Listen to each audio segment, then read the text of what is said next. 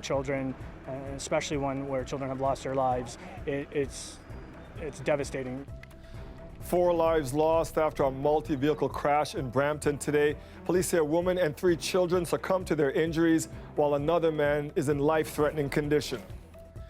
The crash happened just after noon, and exactly what occurred still is not clear. We do know 4 vehicles were involved, and there could be more victims. Greg Ross is live at the scene for us tonight at Torbram and Countryside. And Greg, we understand that the police watchdog has now been called in. That's right, Dwight. The Special Investigations Unit has been called in after this tragic 4-vehicle collision here in Brampton. The SIU is called in for situations involving police and citizens that result in serious injury or death. And at this point, we don't know why police are involved or what their involvement was in this crash, but we do know that 3 children and 1 woman have died as a result of this crash. One of the children was pronounced dead on scene. 2 of the children and the woman were transported to hospital where they were pronounced dead. Police say an adult man was also taken to hospital and he is in a life-threatening condition. Now, Peel Police Constable Akil Mukin says that these are some of the most difficult situations for first responders. As a father myself, the instance that I saw this call come in, I began to immediately think of my daughter and trying to, imagine the pain that a family is going to be going through as they find out that they've lost, children and a potential wife, a sister, a mother. It's just heartbreaking, absolutely heartbreaking. And you can see that police are still piecing together this accident behind me. Very little detail is known about what happened at this point, but what we can tell you is that police have not determined who is at fault, if anyone. At this time, there have been no arrests. Again, this is very early during our investigation. We'll have to let the SIU complete theirs, and then at the same time, our investigators from the Major Collision Bureau will be attempting to conduct a parallel investigation, and we'll try to get to the bottom of this. And we're still waiting for the SIU to come out and give us an update here this evening. We're still a number of unanswered questions. We don't know how police were involved, as we said earlier. Was there a police chase that led to this crash? We don't know. That's something we're waiting for the SIU to update us on. Also, if there will be any arrests in this situation. Again, the accident happened shortly after noon. Police tell us that they expect this investigation to last well into the evening here tonight, Dwight. All right, Greg, we'll try to check back with you for that SIU update.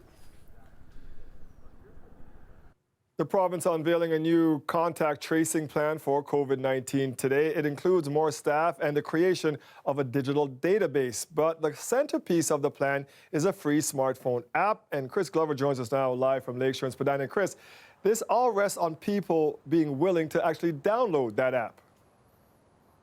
Starting July 2nd, officials are hoping that you will download the new app called COVID Alert.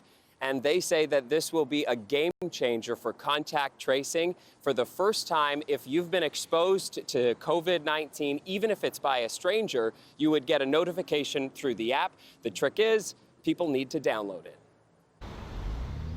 A new smartphone app uses Bluetooth signals between devices to continuously log your proximity to others. If a close contact tests positive for the coronavirus, the app called COVID Alert will send you a notification to get tested too. So it's a contact tracing kind of idea. That's actually pretty genius. But it requires both users have the app. I don't know why you wouldn't want to get it, but yeah, the app, I mean, not the virus. It'll track the spread of COVID even among complete strangers. We need people to download this app. It's going to protect us. Premier Doug Ford's sales pitch for the voluntary app included a startling stat. He says in Alberta, only roughly 11% signed up for something similar. If we don't have the cooperation of the people of Ontario, we put ourselves more at risk. So it's a simple download the app, and it's 100% private. That was our #1 issue right at the get-go. Officials pledge no geotagging will be used and the randomized data will be saved anonymously. I kind of like it, if it works. Yeah. And if it's not dragging your battery down and spying on doing other things it's not supposed to do, right? It's one app for all Canadians. The Prime Minister eventually wants every Canadian using the Made in Ontario solution. And currently, Google and Apple are figuring out how to make all similar global apps compatible. That would open up travel faster, and it would ensure that compatible contact tracing apps across borders. So what measure is used to determine whether two devices had a meaningful contact? In other jurisdictions where COVID apps are already being used, it's a distance of 2 meters or less for 10 minutes. Officials here in Ontario say that specific criteria is still being worked out. Everyone we caught on the street today said they'd download the app. Yeah. You're all speaking into a camera, so I mean, I guess that there's a part of that. No, I mean it. I swear. But there are limitations. It can only be supported on Android 6 and iPhone 6S or newer. It is lesser than. Oh no, you won't be able to get the app, sir. Oh, good, but that means, oh no, not good. I'm gonna have to upgrade my phone anyway, and that's a good reason to. Always nice to have a good excuse to buy a new phone, that is for sure. But I also want to let everybody know that for the 5th straight day, Ontario has recorded fewer than 200 new cases of COVID-19. That is certainly good news. But tomorrow we know that York and Durham are expected to go into stage 2 of the reopening plan. And then Peel and Toronto, we are told, are not too far behind. So officials are hoping that as we kind of gear towards things getting back to normal, this new app will help. And they're also, Dwight, looking towards the fall, as of course we've always been talking about the second wave of this virus perhaps coming in the fall. And they say that if everybody has the app by then, it certainly will be a lot of help. A little technological help here. Thank you for this, Chris. Thanks. For the first time in months, people are allowed to visit their loved ones living in long-term care. There are strict rules in place to do this safely, but they didn't stop families from checking in. Alicia San met up with one woman whose mother lives at one of the worst-hit homes. I'm a little anxious because it has been 3 months. Sherry Zielinski has been visiting her 83-year-old mother through the window at Orchard Villa. This time's going to be different.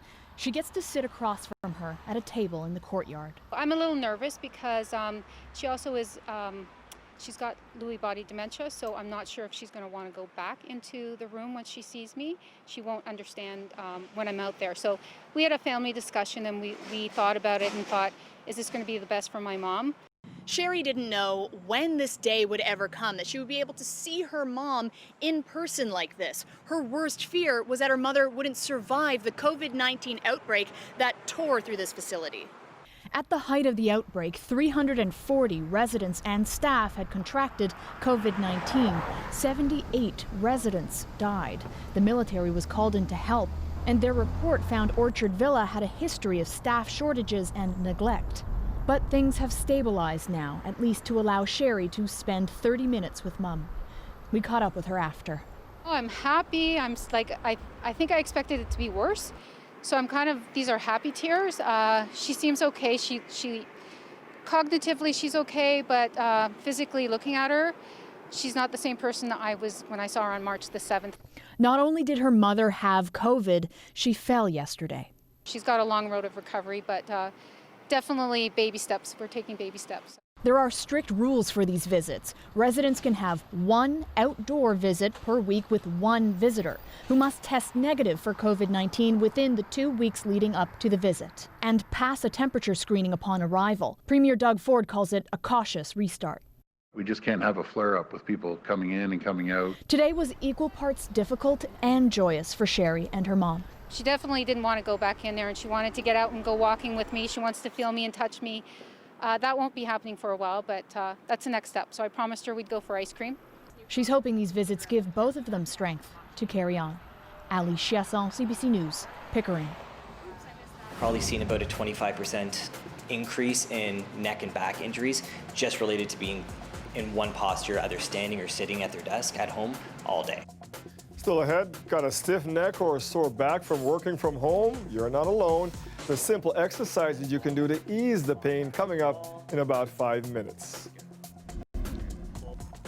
Police from across the province have completed the largest ever seizure of fentanyl by Ontario law enforcement. Police seized more than 123,000 fentanyl pills, 70 kilograms of fentanyl powder, and $20,000 as part of Project Javelin. It began in April when police found evidence of a fentanyl tableting operation with counterfeit pills being distributed throughout Ontario and British Columbia.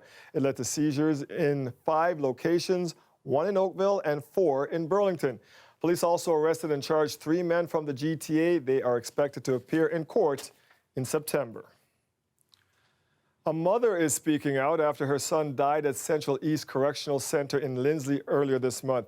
She says autopsy results showed he had a large amount of heroin stored in a body cavity at the time of his death and wonders if he'd still be alive if he'd been thoroughly searched. Although he was just afraid and had a lot of issues, he had the biggest personality in life. And every person that believes it couldn't happen to you, it can. 26-year-old Jordan Sherd spent 3 days at Markham Stouffville Hospital for psychiatric care last month, struggling with post-traumatic stress disorder and depression. His mother worried he might be too much of a danger to himself to come home. She says a doctor suggested he might be safer in jail, where he could be monitored. Once there, he overdosed and was sent for treatment. He died shortly after he returned. When he came back, they did have probable cause to cavity search him and to do a more in-depth search because he had now overdosed in jail. I just believe that they didn't do their job. Markham Stouffville Hospital says they can't comment on individual cases, but go through a comprehensive discharge plan for each patient and don't have the authority to send a patient to jail. Ontario's Ministry of the Solicitor General says they have procedures in place at correctional facilities to detect illegal substances, including full-body scanners. Both the ministry and the coroner are now investigating. What is wrong with you? I don't think there's anything I can say that would help the conversation. I've tried to speak. The point of the matter is, you didn't even ask them for the identification. Toronto's ombudsman will review the city's investigation into an alleged incident of anti-black racism. 2 women say they were at Centennial Park to exercise earlier this week when they were confronted by a city bylaw officer for using a field that's closed. They claimed he singled them out because they are black, but didn't confront 2 other park users who were white. The women also claimed they were threatened with violence. The bylaw officer denies both allegations on the recording. The city has already announced it will appoint an independent investigator to look into what happened. The ombudsman will then review those findings to make sure they are fair and transparent. The Bloc Québécois continues to demand an apology from NDP leader Jagmeet Singh. It follows his accusation that a Bloc MP is a racist. Karina Roman has more now from Ottawa. Bien, bonjour tout le monde. Bloc Québécois leader Yves-François Blanchet says his MPs are not racist. He says he was shocked that NDP leader Jagmeet Singh called Bloc House leader Alad Thérian a racist in the House of Commons yesterday. I hope that the leader of the NDP will apologize sincerely. And if not, I hope the president of the House of Commons will be quite severe. It all started yesterday with an NDP motion to recognize systemic racism in the RCMP, to review the RCMP budget and the RCMP Act, and review the RCMP's use of force. Singh sought unanimous support, but Thérian said no, thereby defeating the motion. And in that moment, I got angry. I'll be honest, I got angry. But I'm sad now.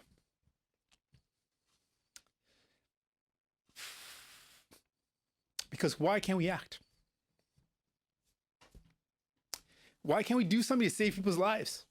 The Bloc says Thérian said no to the motion because the party wants a committee that's already studying systemic racism in the RCMP to finish its work first.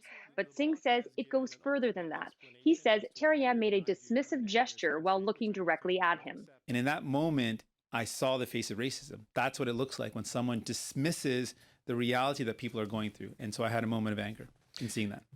Blanchet questions Singh's interpretation. If somebody doesn't say anything explicit, who is entitled to say, oh, he moved his hand in such a way and this means this or that?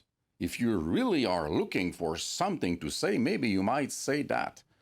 The Prime Minister weighed in today, suggesting Singh, the only federal leader of color, might have a different perspective. I think it is important that we recognize that racialized Canadians whose lived reality is discrimination and microaggression all too often, have are allowed to make people uncomfortable in bringing out these issues. The bloc asked the Speaker of the House to again kick Singh out today, but he was allowed to remain.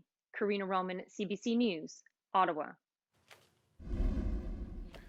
A statue of Pierre Elliott Trudeau was vandalized in Vaughan. Police say they haven't ruled out the incident as a hate crime. You can see the statue's face was covered in black paint. Crews were cleaning it up earlier today. The life-size bronze statue sits in Pierre Elliott Trudeau Park near Clark and Bathurst.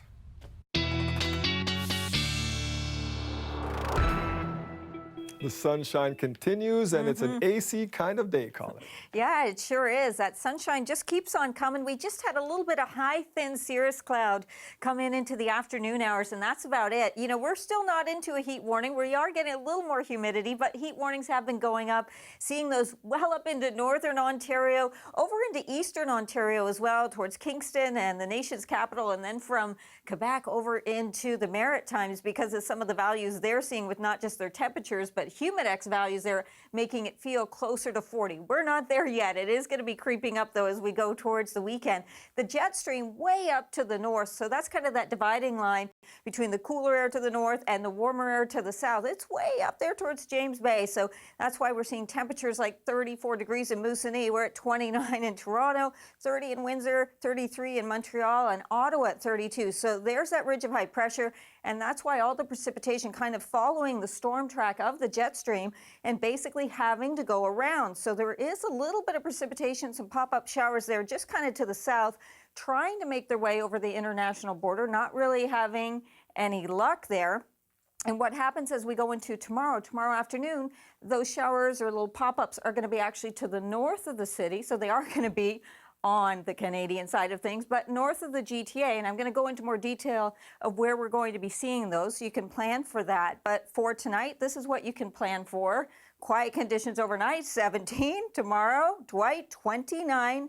Mostly sunny skies, but feeling like 34. I love it. Those Canadians are on the best side, Colin. Yes, the Canadian side. Thank you. You're welcome. The weather is brought to you by Trane, the most reliable heating and cooling brand. We test, so it runs. It's hard to stop a train. Working from home has its perks: no commute, more spare time, and a whole kitchen at your disposal. But some physiotherapists are saying your home office can cause injuries. They're seeing more aches and pains as a result of poor work from home setups. Taylor Simmons found a few solutions. Look over your shoulder for me. After working from home for the past 3 months, Figan Di Cordiva has felt increased pain in her neck and shoulder. I find that I'm either sitting on my couch, which is really low, or sitting at my kitchen island, which has no back support, and I just always catch myself with the forward lean. She's not alone. I'd say, for my own caseload, I've probably seen about a 25% increase in neck and back injuries just related to being in one posture, either standing or sitting at their desk at home all day. We've got your low back and your hips, your mid back extending across your shoulder blades, and then up into the neck, including headaches and that upper shoulder areas of pain. And as injuries become more chronic, whether it is neck strain from being at your laptop or your phone too long, we start to see compensations and other injuries. There are a few ways you can make working from home more comfortable. First, find a sturdy surface and a chair with a back. Next, add a rolled up sweater just above your hips for extra support. Grab a box or some books to get your screen to eye level. Lastly, if you can, get a separate mouse and keyboard to keep your elbows at about a 90-degree angle. Try to get your shoulders up against the wall. Another solution. The simple fix, prevention and fix, is really just a few simple exercises to keep your body feeling better. Go. Stretches like wall angels, neck tucks, and the cobra pose all require no equipment. And if all else fails, at least move around a few times a day. Motion is lotion when it comes to the body. Okay? And the problem is when you're only getting out of bed and you're going to your kitchen to work and then going back to your couch to rest and then back to your bed to go to sleep for the night, there's not enough movement in our body. Any discomfort? And with work from home likely part of the new normal, why not avoid these adjustments and make some of your own? Taylor Simmons, CBC News, Toronto. When we come back, fighting racism in the corporate world. Senior lawyer walked into a boardroom. He was a senior guy in the file, and he had a box with him, and his Lawyers on the other side said, put the box in the corner, right? Because they thought it was working in the mailroom. Just by them taking that action is their way of saying, I got you already.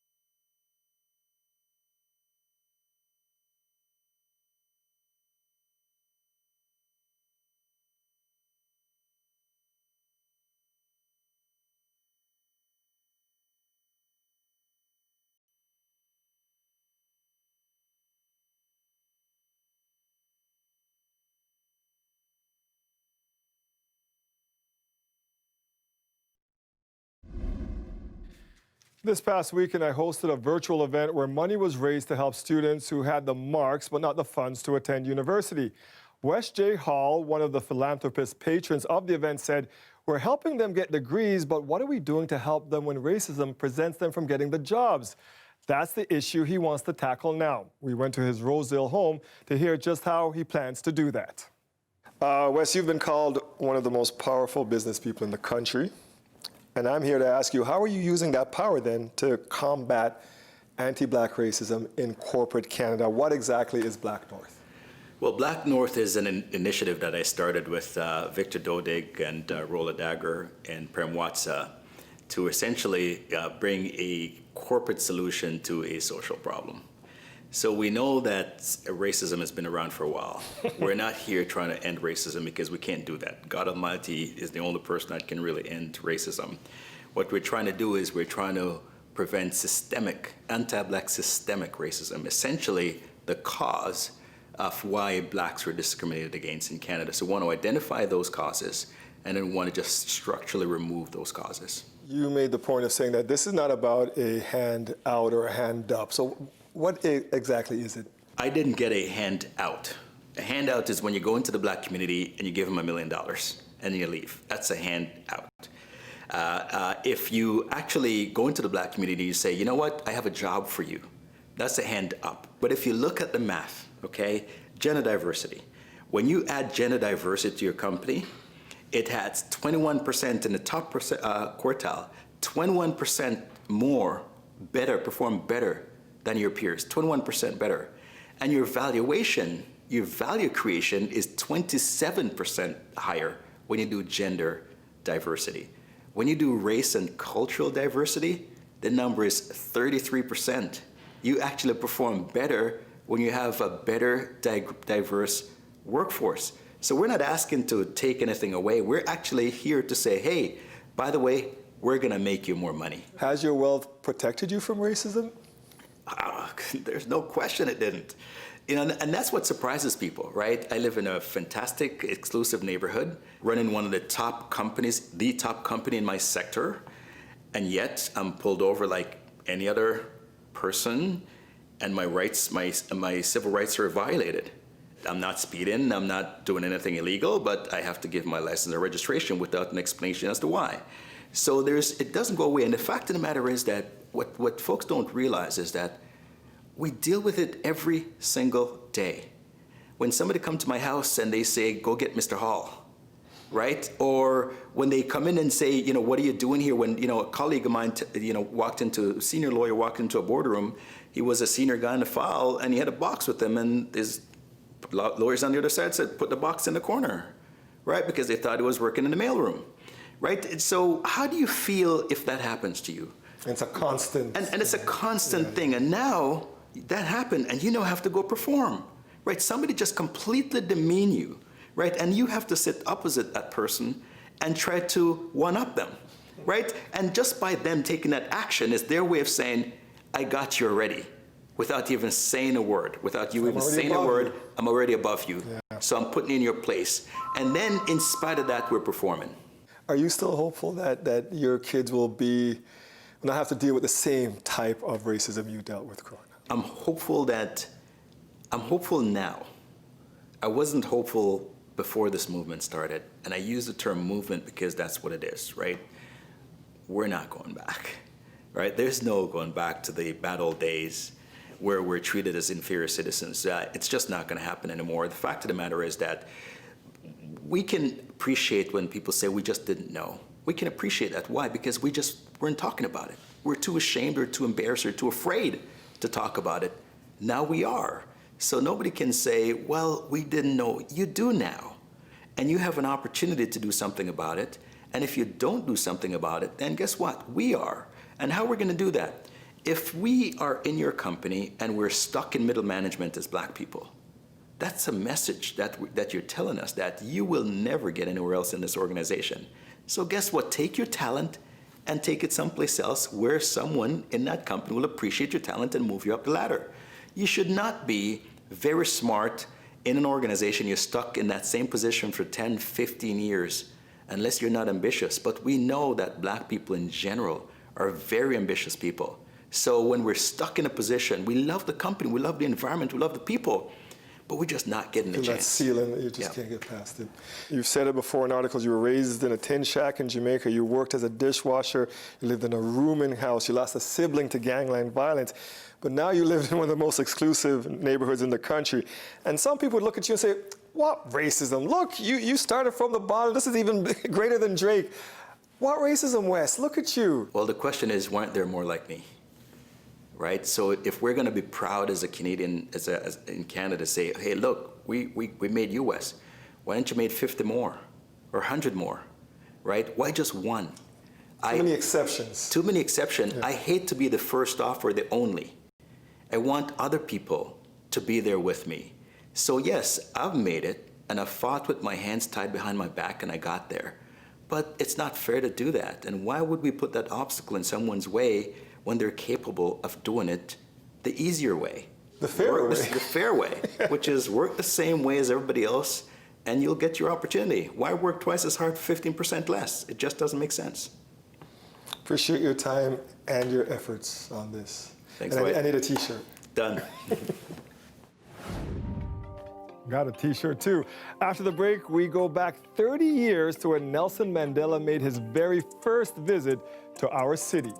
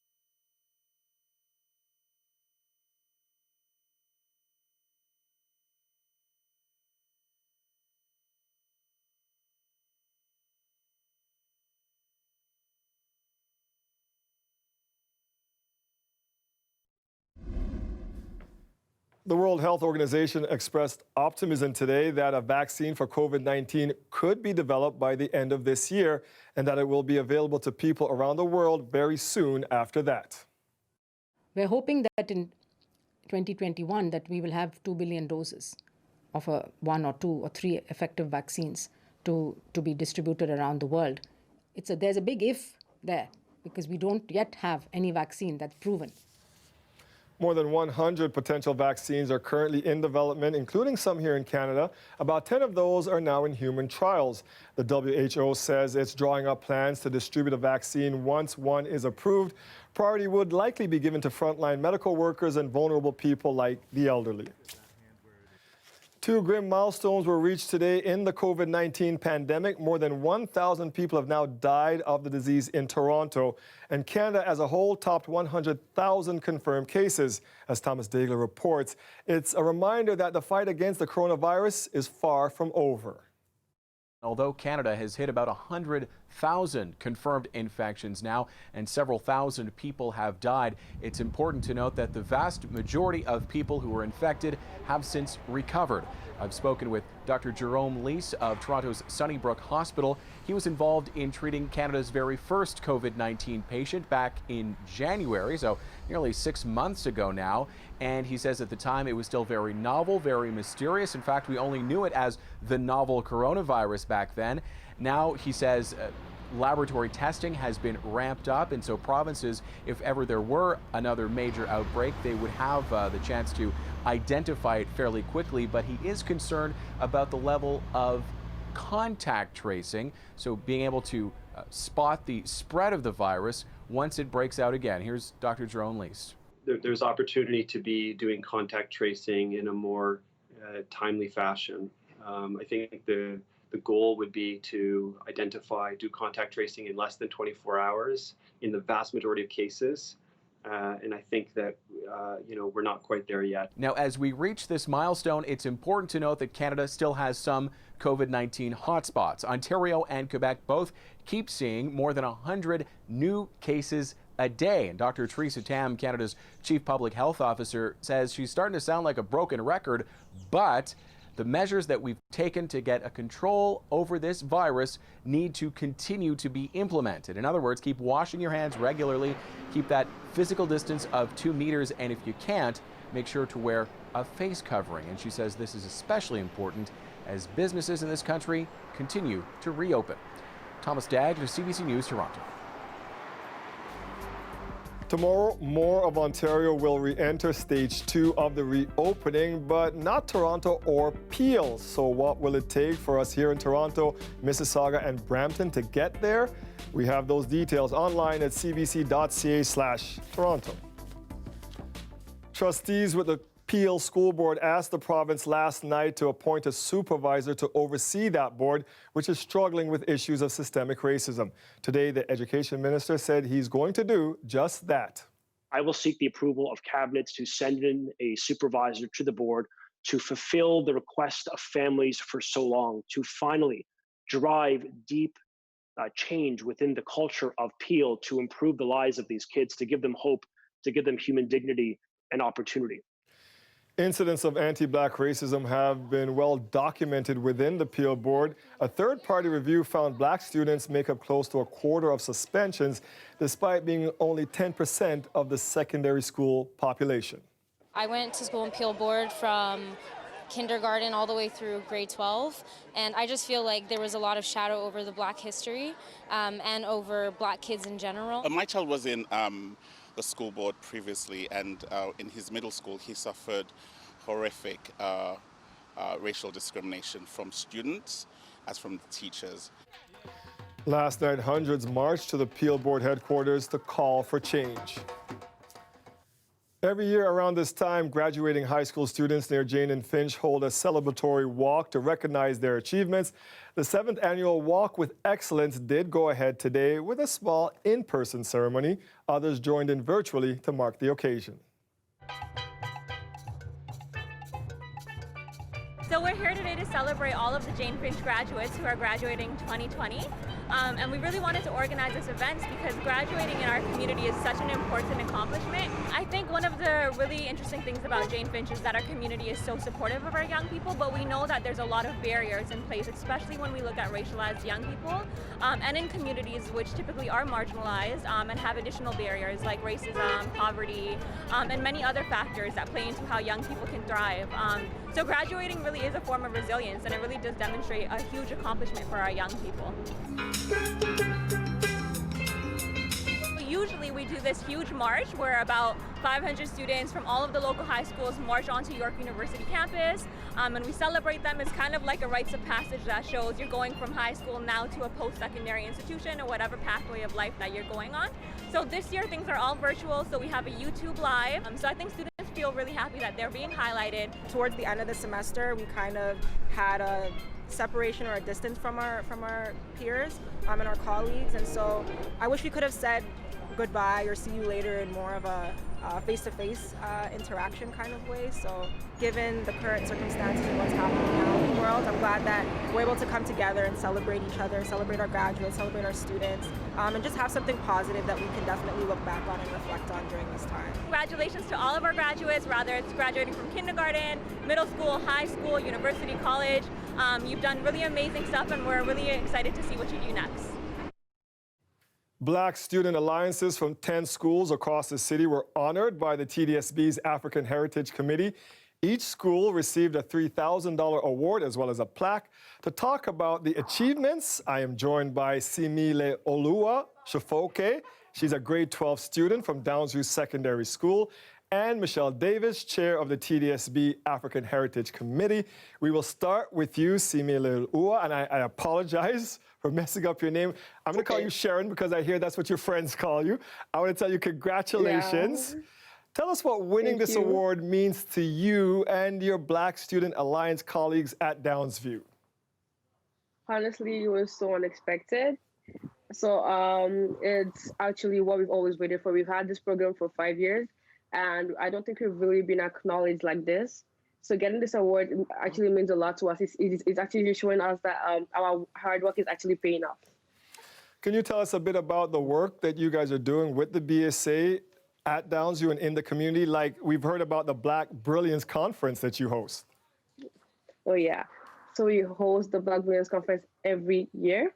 And so it was started by Tinola, by some people traveling over to Harvard University and come back, Tinola, Sean, Chanel, Carvela, and they brought this concept. So every year we celebrate the conference, and we try to bring up workshops on things going on in the society, like sexism, racism, microaggression, colorism. And this is exactly what goes on in society. This is what people actually battle with. And most times people are scared to talk about certain things like this. So Black Brilliance is actually a safe room for people to openly speak about what they're going through with people like them. And Black Brilliance is a student-run program. You're able to sort out things with people the same age as you, the same color as you, so you feel comfortable in a safe room. So that's what Black Brilliance is.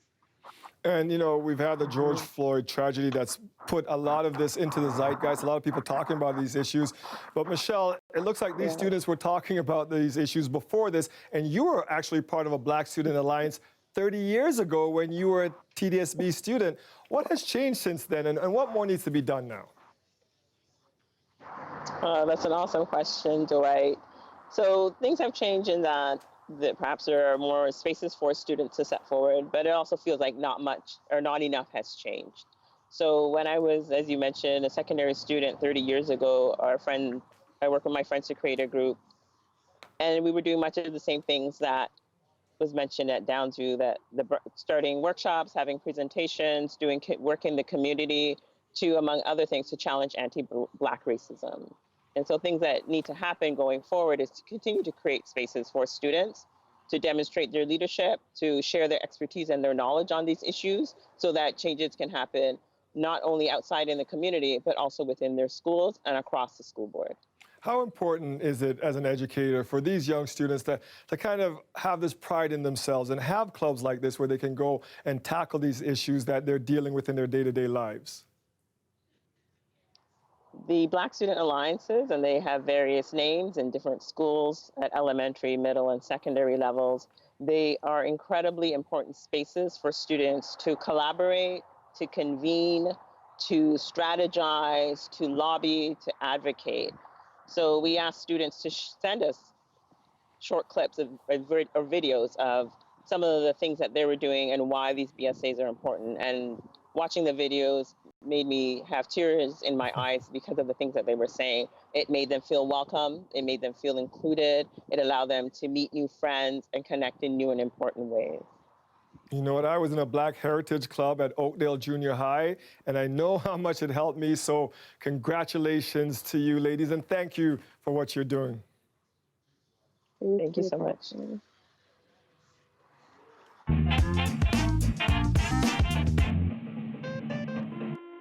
This week in 1990, Nelson Mandela made his very first visit to Toronto. Thousands waited at Nathan Phillips Square for their hero. Inspiration so that freedom will come to the black race one day. Unfortunately, Mandela didn't appear in the square. The trip, which would eventually take the 71-year-old to 13 countries, had tired him out. I bring you his love and gratitude for being who you are in our struggle. Winnie's just as good. His wife, Winnie, however, did address the crowd and then lead them along University Avenue to Queen's Park, where Mandela did speak later to a crowd of tens of thousands. We thank you for refusing to forget us. We thank you for your tireless support. That night, Mandela was the guest of honor at a dinner which included Prime Minister Brian Mulroney. I am with men and women who are prepared to fight to the death in order to see that we're free. Thank you. On day 2, Mandela visited students at Central Tech.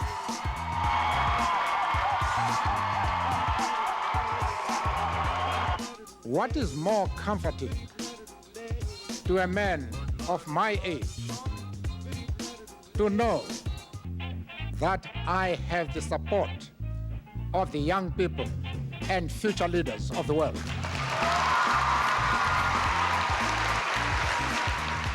As he left Toronto, he had one final message. I wish the people of Canada a lot of strength and luck, because they are amongst our best friends.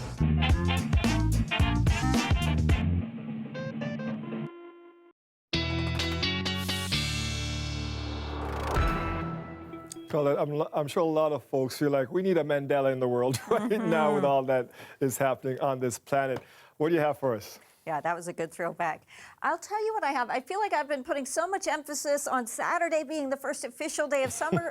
I'm neglecting you, Dwight. I'm neglecting all our dads out there. Sunday is Father's Day. So we got to talk about that forecast too. So many important things coming up this weekend. So for your planning, I've got everything. We're going to cover everything here. And including for tomorrow, I want you to be able to plan for that too, just because we've got some pop-up showers tomorrow afternoon with some of the daytime heating that we're going to be seeing. Now, not into the city for the GTA. These will be just to the north, especially into some of the higher elevations or back towards London. Through those regions, you have the greater risk here. They'll be short-lived, really highly localized, but just know that that's there. Saturday, the arrival officially of summer. It already has felt like it all week, hasn't it? And Father's Day, I say okay in terms of the weather because most of the day looks great. Late day towards the evening hours, we may have a weak cold front that goes through, so that could trigger a few light showers, but much of the day looks phenomenal, frankly. Phenomenal right now, 28. By the way, Barry has been missing some of that data coming in, so that's why it's not been there. But 28 degrees in Toronto, Oshawa at 29, 26 in Hamilton. Factor in the humidity. We do have a humidex value. I mean, you can add on, but not much. As I've been saying, towards Friday, but really into the weekend, climbing. So you're going to feel it more towards the mid-30s in terms of the humidex value as we get there. Some of the rain that's been trying to push across into the Niagara region, not really. I mean, maybe one cell kind of making it over. Otherwise, we have these dry conditions across the Great Lakes region. We carry on with the sunshine. We get a few of those high, thin clouds, and that's about it. Tomorrow afternoon, you can see the models pulling in a few of these, some heavy downpours, and then they go away and not severe weather. Again, Saturday, that could happen probably even a little further north there into cottage country. You do have that risk. Tonight, these are our temperatures. Each night, the lows kind of creep up a little bit, so getting more towards those upper teens. Tomorrow, those highs, 28 to 30 degrees for our high temperatures. Saturday up to 30 for that first official day of summer. And for Father's Day, Dwight, I give you 29 degrees, but feeling more like about 35 there. That is a wonderful gift. Thank you, Colette. Yes, you got it. Up at 12 o'clock, 22 orders. Toronto people are crazy about butter chicken. After the break, we take you to the Queen West restaurant credited with inventing the butter chicken roti that is now shutting down after 25 years in operation. Stay with us. We're coming right back.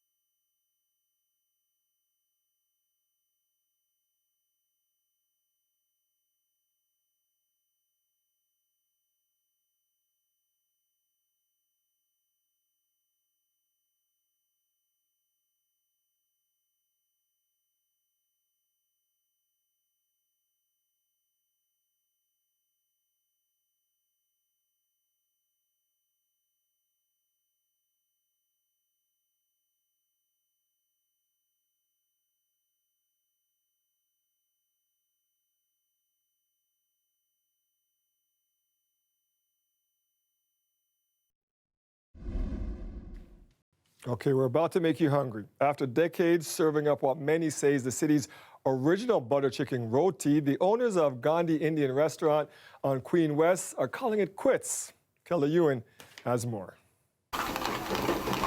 Avtar Singh is cooking up his signature dish, butter chicken roti. Singh owns Gandhi Indian Cuisine on Queen Street West and is credited with creating and popularizing the dish in the city. We make from the scratch, everything fresh, everything by in the morning fresh. He cooked from the scratch. Singh and his wife Parveen opened their roti shop in 1995. It was hard at first, they say, but then the word spread. Caleb Cooper has been coming here since he was a teenager over 15 years ago. It was like unlike anything else you could find in the city at that time, especially over in the East End. But after 25 years, the couple will be closing shop for good. Strain from the pandemic, one of the main reasons for their decision. We have a hard time actually after lockdown, and we are sitting in the window and people are not coming. Food is wasting. All the main power is gone. Even our cook left the job. Singh says one of the hardest parts will be saying goodbye to all the familiar faces. They are crying. I am crying for those people. And those journey, like I have so much, they give me love. And that's why the reason I've been staying this line so long. Asia Sachs lives in the neighborhood. She's been going to Gandhi's for almost 2 decades. It's a family-run business, which is another part of why we love it as a neighborhood, because there's less and less of those around. It's heartbreaking. It's like one of the last things on this strip. This strip, as I'm sure you can see, it's, the vacancy rate's not so good right now. As for the future, the owners say they haven't thought about that yet, but they're grateful for having been a part of the city for so many years. In Toronto has one of that your opportunity, which no one can stop you to do what would you like to do. Gandhi's will close for good on June 30th. Kelly Yoon, CBC News, Toronto. We are successful because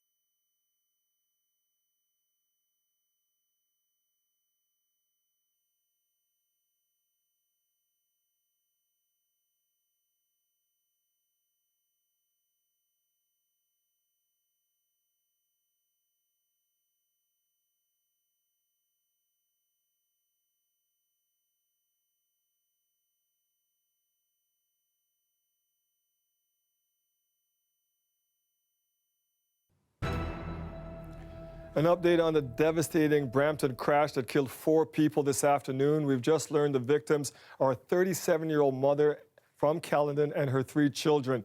The Special Investigations Unit is looking into the crash.